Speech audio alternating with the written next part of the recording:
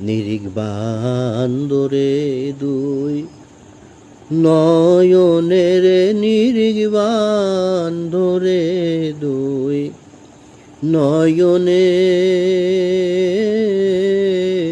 বইল না মন তাহারে।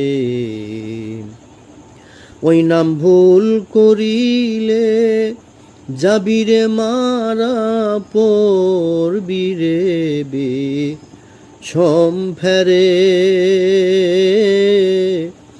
ভইল না মন তাহারে। একজন ভক্ত যখন গুরুর কাছে মুরিদ হয় তখন সেই ভক্তের প্রত্যেকটা নিঃশ্বাস প্রশ্বাসের মহাজন হয়ে যায় তার গুরু, মালিক হয়ে যায় তার মুর্শিদ। তাই প্রত্যেকটা দমে, প্রত্যেকটা আনফাসে, প্রত্যেকটা শ্বাস প্রশ্বাসে গুরু নাম, গুরু ধ্যান করা হচ্ছে ভক্তের ইবাদত, ভক্তের বন্দিগি।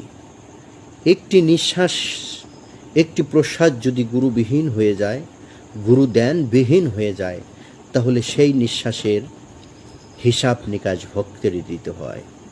তাই গুরুকে স্মরণ করাটাই হচ্ছে ভক্তের ইবাদত।